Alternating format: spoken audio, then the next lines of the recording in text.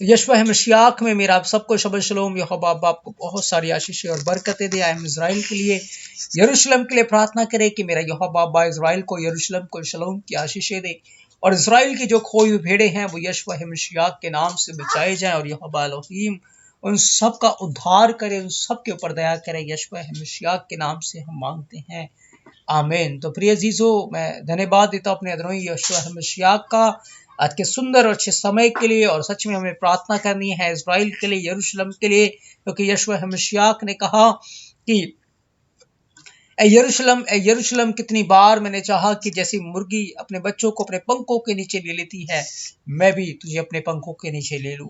और सच में जहां जहां यहूदा और इज़राइल के लोग हैं, यरूशलेम के लोग हैं, यहोवा ने उन सबको अपने पंखों की आड़ में लिया है।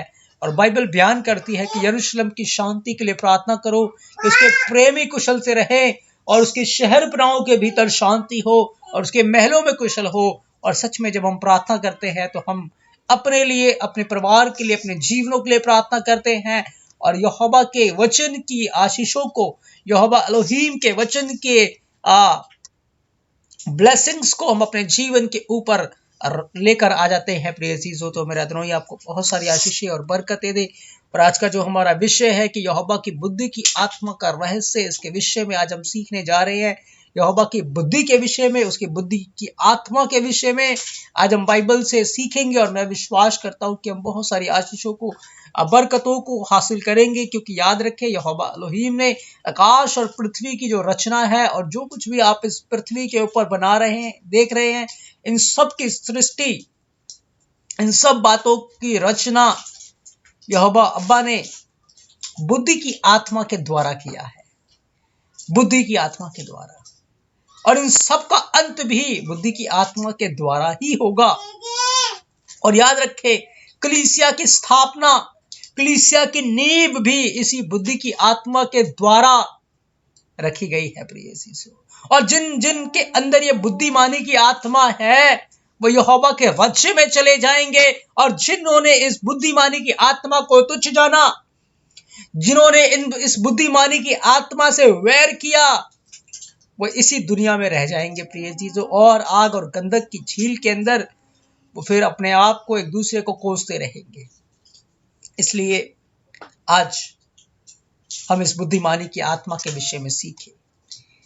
क्या लिखा है बाइबल के अंदर? जब आप नीति वचन 8 अध्याय 22 वचन को पढ़ते हैं तो क्या लिखा? यहां लिखा है, यहोवा ने मुझे काम करने के आरंभ में वरन प्राचीन काल के कामों से भी पहले उत्पन्न किया, और मैं सदा से वरन आदि से, पृथ्वी की सृष्टि से पहले ही से ठहराई गई हूं। बुद्धि की आत्मा जो है, बुद्धि जो है, अभी इस पृथ्वी की नींव नहीं रखी गई थी, अभी आकाश नहीं था, पृथ्वी नहीं थी, कुछ भी नहीं था।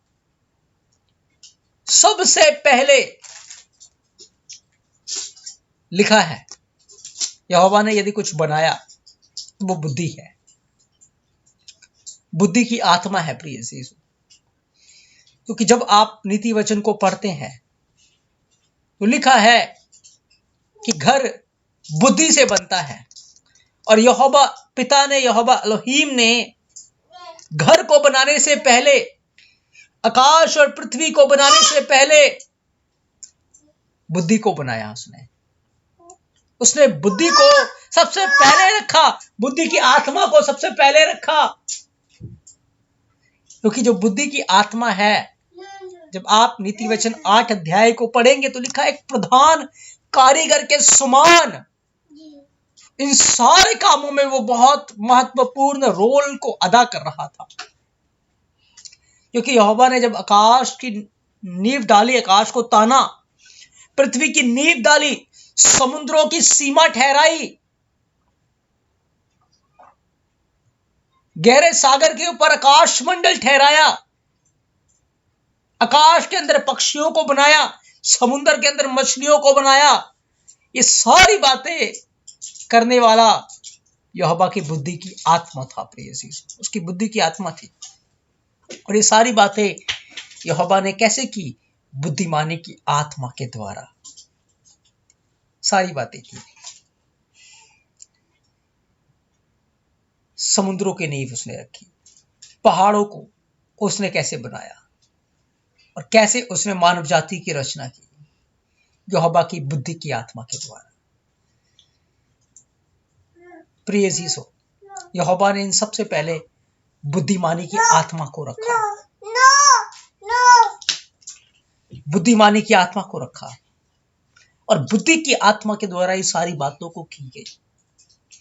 याद रखें, कलीसिया को बनाने वाला, कलीसिया को तैयार करने वाला यही यहोवा की बुद्धि की आत्मा है। बाइबल के अंदर लिखा है 5 समझदार थी, बुद्धिमान थी और 5 मूर्ख थी। मूर्ख क्यों थी? क्योंकि उन्होंने इस बुद्धिमानी की आत्मा से वैर रखा। इस बुद्धिमानी की बातों को उन्होंने तुच्छ जाना और वो मूर्ख रह गई।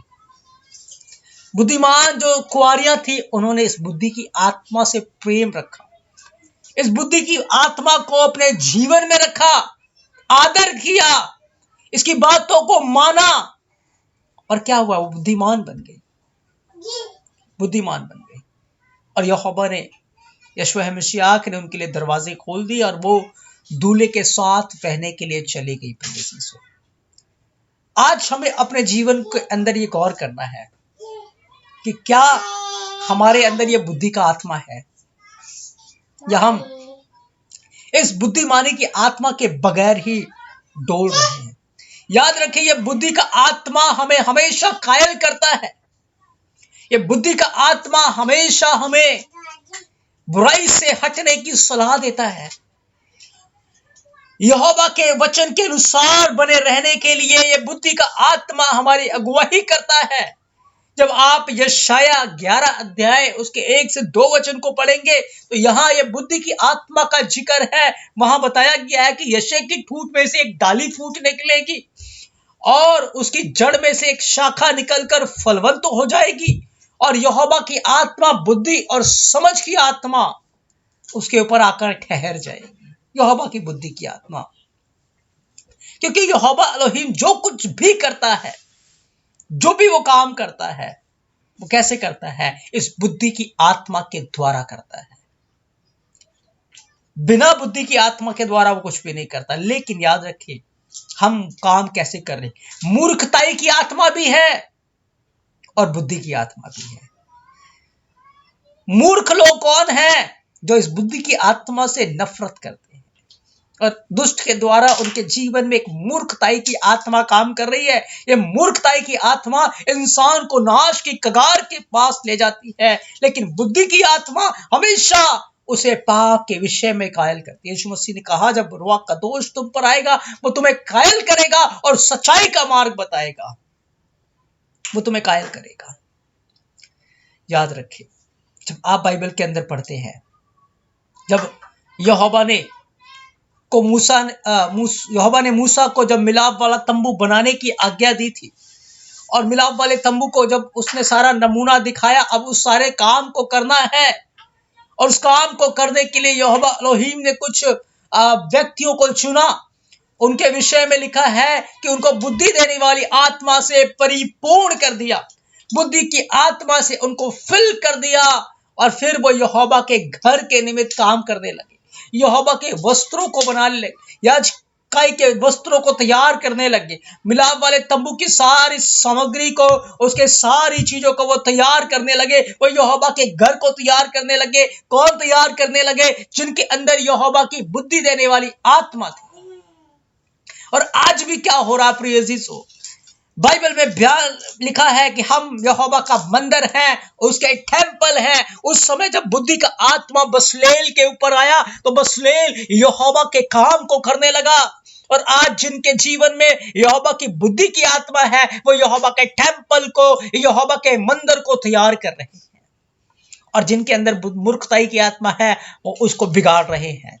क्योंकि वचन के अंदर लिखा है, बुद्धिमान औरत, बुद्धिमान कलीसिया अपने घर को बना लेती है और मूर्ख अपने हाथों से उसको गिरा देती है, अपने हाथों से उसे नाश कर देती है।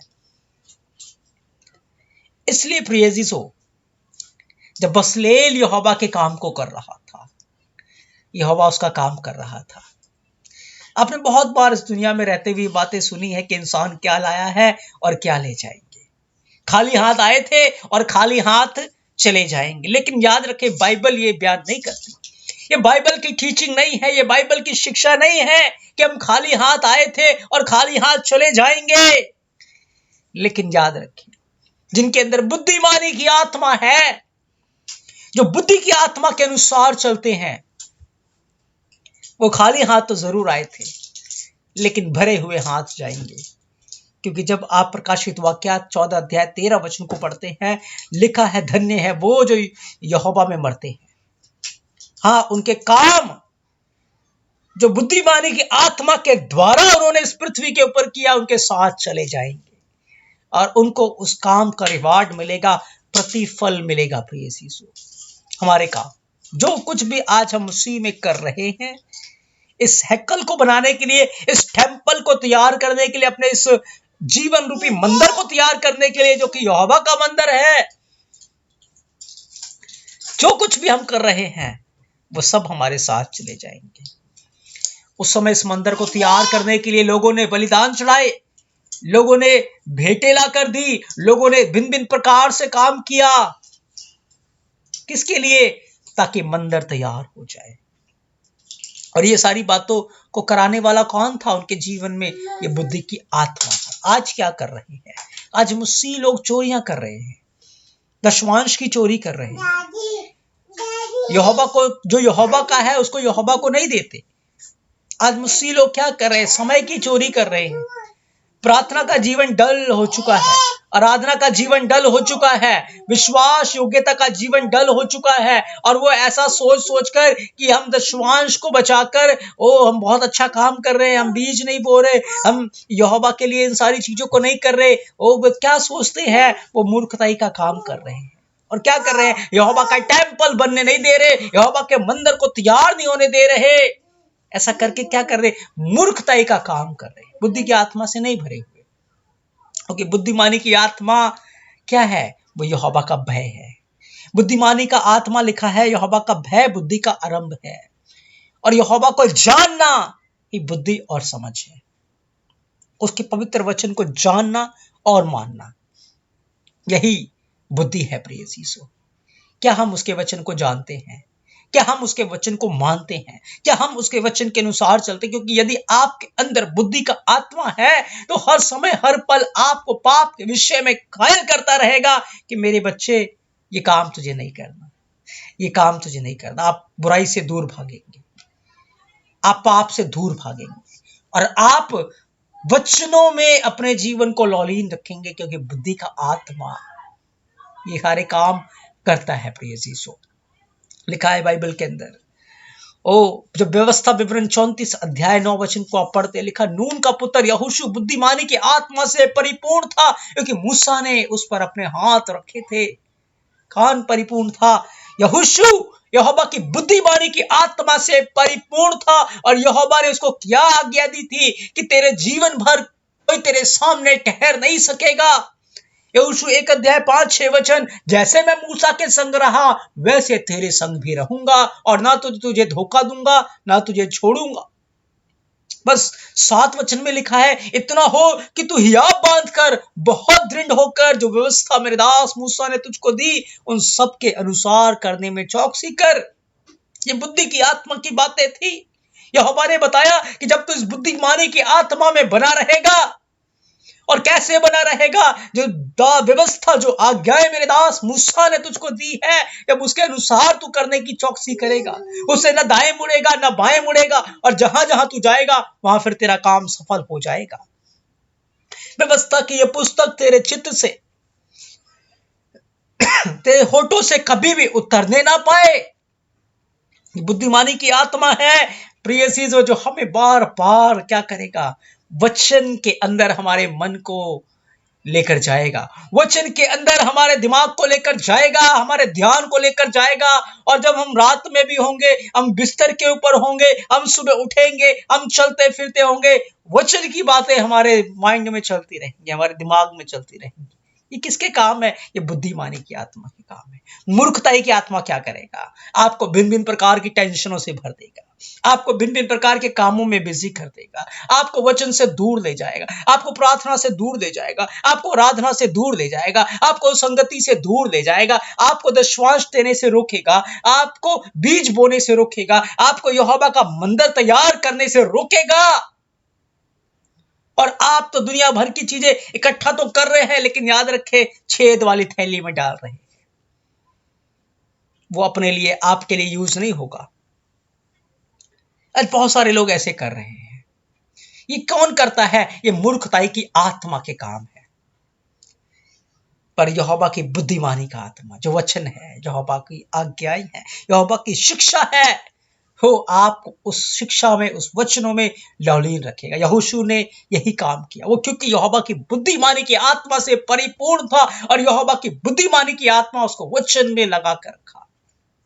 और यहोशू जहां जहां गया, वचन में लिखा है, उसके काम सफल हुए। जब यरो की शहर पन्ना को गिराना था, 7 चक्कर लगाने थे, और 7 चक्कर लगाकर एक बड़ा नारा लगाना था। और ये काम, ये बातें कौन बता रहा है यहोशू को? यहोवा की बुद्धिमानी की आत्मा। यहोवा उससे बात करता है। लेकिन यही बातें तो क्या इजराइलियों के पास नहीं थी? क्या और लोगों के पास नहीं थी? लेकिन और लोगों के जहन में क्या था? क्या चक्कर लगाने से भी कोई दीवार गिरती है? क्या चक्कर लगाने से भी कोई ऐसा काम हो सकता है? नहीं। क्यों? क्योंकि उनके अंदर मूर्खताई की बातें भरी हुई थी। लेकिन बुद्धिमानी की आत्मा ने यहोवा की सामर्थ को दिखाया, बुद्धिमानी की आत्मा ने यहोवा के काम को दिखाया। और यहोशू जब उस बुद्धिमानी की आत्मा से फिल्ड था, उसने यहोवा की वचन की आज्ञाकारी की, और यरीहो की दीवारें गिर गई। प्रिय सीसो, आज समस्याएं बहुत सारी हो सकती है। यरीहो की दीवारें बहुत मजबूत थी, रथ उसके ऊपर दौड़ सकते थे, उनको गिराना असंभव था। आपकी समस्याएं, आपकी प्रॉब्लम्स असंभव लगती हो हटना, आपकी बीमारी, बुद्धिमानी की आत्मा आपको बताएगी कि आपको आराधना करना है, प्रार्थना करना है। यहोवा के लिए कोई भी काम सफल कठिन नहीं है, मुश्किल नहीं है। लेकिन मूर्खताई की आत्मा बताएगी कि अब कुछ नहीं हो सकता, मैं ये करूं, मैं वो करूं, और आपको भिन्न भिन्न प्रकार की चीजों में उलझा कर रख देगी, और आपको क्या करेगी? नाश के कगार पर ले जाएगी। लेकिन बुद्धिमानी की आत्मा यहोवा की सामर्थ को, यहोवा के काम को दिखाएगी। आप वो बातें कर पाएंगे। यहोशू ने अपना जीवन इस बुद्धिमानी की आत्मा के द्वारा बिताया, और जब समय उसके पास आया, उस बुद्धिमानी की आत्मा में होकर उसने यहोशू 24 अध्याय 15 वचन में क्या कहा? यदि यहोवा की सेवा कर दी तुमको बुरी लगे, तो आज चुन लो कि तुम किसकी सेवा करोगे। चाहे उन देवताओं की जिनकी सेवा तुम्हारे पुरखा महानद के उस पार करते थे, चाहे अमोरियों की देवता की सेवा करो जिनके देश में तुम रहते हो। परंतु याद रखो, यहोवा की बुद्धिमानी की आत्मा मुझे बताता है कि मैं तो अपने घराने समेत, मैं और मेरा घराना यहोवा की सेवा करेंगे, उसके पीछे चलेंगे, उसकी आज्ञाकारी करेंगे, क्योंकि यहोवा की बुद्धिमानी की आत्मा यहोवा के वचनों में हमें बनाकर रखता है। क्या आपके अंदर वो बुद्धिमानी की आत्मा है?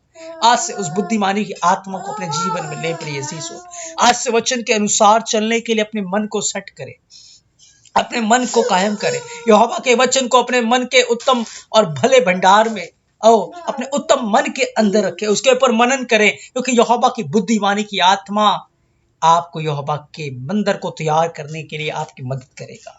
क्योंकि जो मंदिर तैयार हो जाएंगे, जो हैकल तैयार हो जाएंगे, वो हैकल यहां नहीं रहेंगे, वो उठा लिए जाएंगे। प्रिय चीजों, पहले हैकल तैयार हुआ था और यहोवा की उपस्थिति उसके अंदर आ गई रहने के लिए। अब हैकल तैयार होंगे और हैकल चले जाएंगे, और यहोवा उनके बीच में डेरा करेगा। मेरे प्रिय चीजों, समय बहुत निकट है। आपको पता है, सुलेमान बुद्धि से भरा था, यहोवा की बुद्धि की आत्मा से नहीं भरा था। इतनी सारी बुद्धि उसके पास आ गई थी, लेकिन उस बुद्धि में वो बहक गया था, और हम जानते हैं कि कैसे वो आगे जाकर बुराई में चला गया। सुलेमान को सिर्फ बुद्धि मिली। आज आप बहुत ज्यादा ज्ञानवान तो हो सकते हैं, बुद्धि की बातें आपके पास बहुत कुछ हो, संसार का ज्ञान आपने इकट्ठा कर लिया हो, लेकिन याद रखें सुलेमान भटक गया था। क्यों? क्योंकि वो बुद्धिमानी की आत्मा को मांगना था उसे, उसने सिर्फ बुद्धि मांगा। सिर्फ बुद्धि मांगा और वो बुद्धि में कायम नहीं रह पाया, भटक गया, उसकी बुद्धि खराब हुई आगे जाकर और वो बहक गया और गुनाह में चला गया। लेकिन याद रखिए यहोवा की बुद्धि की आत्मा ने क्या कहा। जब आप लूका 11 अध्याय 48 वचन को पढ़ते हैं तो लिखा है, तुम गवाह हो और अपने पूर्वजों के कामों से सहमत हो, क्योंकि उन्होंने तो उन्हें मार डाला और तुम उनकी कब्रें बनाते हो, इसलिए कि यहोवा की बुद्धि ने भी कहा। इसने कहा, यहोवा की बुद्धि की आत्मा ने कहा कि मैं उनके पास भविष्य वक्ताओं को, प्रेरितों को भेजूंगी और वो उनमें से कितनों को मार डालेंगे और कितनों को सताएंगे।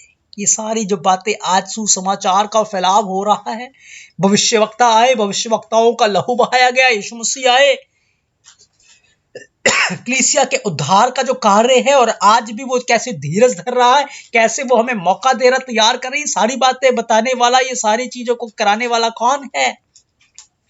यहोवा की बुद्धि की आत्मा है, जो धीरज रखता है, जो संयम रखता है, जो हमें समय देता है, जो हमें तैयार कर रहा है। आए इस यहोवा की बुद्धिमानी की आत्मा का हम आदर करें, यहोवा के वचन का आदर करें, उसकी आज्ञाओं का आदर करें, ताकि प्रिय अजीजों हम नाश ना हो, हम अनंत जीवन को पाए। याद रखें आज संसारिक बुद्धि भी बहुत है। जब आप प्रकाशित वाक्य 13 अध्याय 18 वचन को पढ़ेंगे, लिखा ज्ञान इसी में है, जिसमें बुद्धि हो वह इस पशु का अंक जोड़ ले, क्योंकि वह अंक मनुष्य का अंक है और उसका अंक 666 है। वो भी बुद्धि को लेकर आएगा और वो ऐसी बुद्धि को लेकर आएगा कि इंसान को वो कंप्यूटर की तरह बना देगा, इतना ज्यादा बुद्धि दे देगा वो, और इंसान को वो गुलाम बना लेगा। याद रखें आज बहुत सारे लोग मोबाइल के गुलाम बने पड़े हैं, फेसबुक व्हाट्सएप के और भिन्न भिन्न प्रकार के ऐसे गंदे कामों के एडिक्शन और उनके गुलाम बने हैं। यीशु मसीह ने कहा जो पाप करता है वो पाप का गुलाम है, और संसार की बुद्धि और संसारिक ईश्वर की बुद्धि पाप का गुलाम बना देगी। लेकिन याद रखें यहोवा की बुद्धि हमें यहोवा के पास ले जाएगी, हमें हमेशा धार्मिकता में बनाकर रखेंगे। इस संसार के अंदर वो अंक वो काम कर रहा है आज भी प्रिय अजीजों, और बहुत शीघ्र वो लोगों के माथे के ऊपर आ जाएगा। लिखा है जिससे बुद्धि हो वो उस पशु का अंक जोड़ ले, पर वो बुद्धिमान नहीं है, वो बाइबल के अनुसार महामूर्ख है और वो अपने लिए हमेशा की आग को ले लेगा प्रिय अजीजों। इसलिए मुझे और आपको संसारिक बुद्धि से हटना है, मूर्खताई की आत्मा से बचना है, मूर्खताई के कामों से बचना है और अपने जीवन को प्रार्थना में, वचन में, यहोवा की आज्ञाओं में लौलीन करना है, क्योंकि समय बहुत निकट आ चुका है। हमें यहोवा की बुद्धिमानी की आत्मा में बने रहना है, यहोवा की बुद्धिमानी की आत्मा में बने रहना है, क्योंकि जो काम आप यहोवा की बुद्धिमानी की आत्मा में करते हैं, प्रकाशित वाक्य 14 अध्याय 13 वचन के अनुसार वो सब हमारे साथ यहोवा की उपस्थिति में चले जाएंगे और उन सारे कामों के अनुसार हमें प्रतिफल मिलेगा, हमें जीवन का मुकुट मिलेगा प्रिय अजीजों। क्योंकि लिखा है, मैंने स्वर्ग से यह शब्द सुना, लिख जो मृतक द्रोही में मरते हैं वे अब से धन्य हैं। आत्मा कहता हाँ, क्योंकि वे अपने परिश्रम से विश्राम पाएंगे और उनके काम उनके साथ हो लेंगे। बिल्कुल प्रिय अजीजों, आप क्या यहोवा की बुद्धिमानी की आत्मा से भरे? क्या आप यहोवा का डर है आपके जीवन में? क्या आप उसकी आज्ञाओं को मानते हैं? ये सारे काम यहोवा की बुद्धिमानी की आत्मा है। लेकिन मूर्खताई की आत्मा आपको यहोवा से दूर ले जाएगी, उसके वचनों से दूर ले जाएगी, उसकी आज्ञाओं से दूर ले जाएगी। आप संसार का धन बटोर रहे हैं, प्रसिद्ध हो रहे हैं और फेमस हो रहे हैं, लेकिन याद रखिए आप मूर्खताई की आत्मा आपको नाश के कगार के ऊपर ले जाएगी। इसलिए यहोवा में लुटाएं, आत्मिक चीजों को जोड़े, प्रार्थना को बढ़ाएं, अपने जीवन में आराधना को बढ़ाएं, संगति को बढ़ाएं, बुराई से दूर रहे, गुनाह से दूर रहे, पाप से दूर रहे और यहोवा की बुद्धिमानी की आत्मा का आदर करें, उसमें बने रहे, क्योंकि हमारे अंदर वो यहोवा की बुद्धिमानी की आत्मा है, विश्वास की आत्मा है, जो हमें पाप के विषय में कायल करता है। यदि आपके अंदर नहीं है, यदि आप गुनाह करके आपके अंदर कोई भी ऐसा मन के अंदर खेदित नहीं होता, मन कायल नहीं होता, तो आज घुटनों के बल आए और यहोवा एलोहीम से प्रार्थना करें, पवित्र आत्मा से प्रार्थना करें, वो आपको फिर से माफ करके नया बना दे और फिर आप उसकी आत्मा से परिपूर्ण होकर इस बुराई से बचे रहेंगे प्रिय यीशु। जैसे यहोशू बचा रहा, जैसे दानियल चलता रहा, ऐसे ही हम भी चल पाएंगे और हम समझदार कुंवारियों के समान तैयार हो पाएंगे, और जब दूल्हा आएगा हम उसके साथ बादलों के ऊपर उठा लिए जाए। मेरा अदनाई यीशु मसीह आज अपने इस पवित्र वचन के द्वारा आपको बहुत सारी आशीषें और बरकतें दे। आप सबको शब शलोम, आमीन।